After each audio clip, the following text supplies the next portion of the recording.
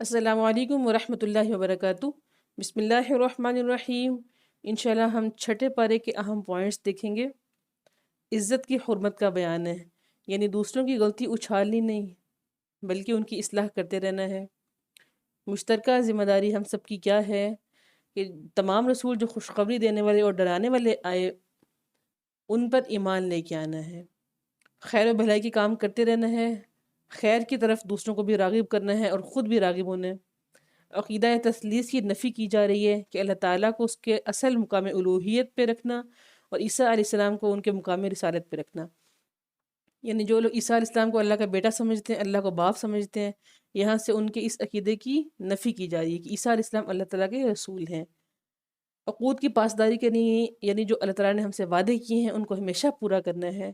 تعاون کا میدان کبھی نہیں چھوڑنا، جھوٹ، چوری، زنا ان پہ تعاون نہیں کرنا بلکہ نیکی پہ ایک دوسرے کا تعاون کرنا ہے۔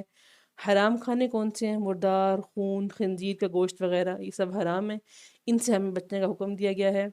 دین مکمل ہو چکا ہے، یعنی اب دین میں کسی نئی چیز کی گنجائش نہیں ہے۔ جو انسان بھی کوئی نئی چیز دین میں کرے گا وہ بدعت کرے گا۔ عدل کیا ہے؟ انصاف کرنا ہے۔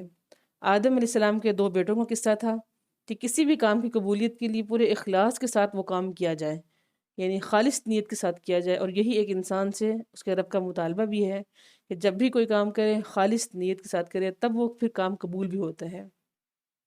وسیلہ کیا چیز ہے؟ نیک اعمال کے ذریعے اللہ کا قرب حاصل کرنا اور مزید کامیابی کی کوشش کرتے رہنا۔ انبیاء میں فرق نہیں کرنا، تمام انبیاء پہ ایمان لانا ہم پہ ضروری ہے۔ غل سے بچنا ہے، عبادت میں کسی قسم کی آر شرمندگی نہیں ہونی چاہیے، یعنی آپ ویل لے رہے ہیں، آپ پردہ کر رہے ہیں تو آپ شرم محسوس نہ کریں بلکہ اپنے رب کا حکم سمجھ کے اس کو پورا کریں۔ اللہ کے شاعر کی حرمت کی بھی پاسداری کرنی ہے۔ قسمت کا حال غلط طریقے سے معلوم نہیں کرنا بلکہ اس چیز پہ ہمارا ایمان ہونا چاہیے کہ میرے رب نے میری تقدیر جیسی بنا دی وہ سب سے بہترین ہے۔ وضو، نماز کے لیے وضو ضروری ہے اور جو کہ گناہوں سے ڈھلنے کا بھی ذریعہ ہے۔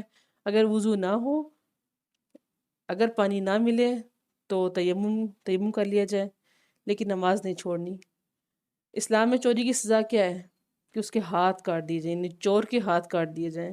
سچی دوستی اللہ اس کے رسول کی اور ایمان والوں کی دوستی ہے، اور ہمیں اللہ اس کے رسول اور ایمان والوں سے دوستی رکھنی چاہیے۔ اور جو لوگ دین کو کھیل بناتے ہیں یعنی یہود و نصارہ، ان سے ہمیں دوستی سے بچنا چاہیے۔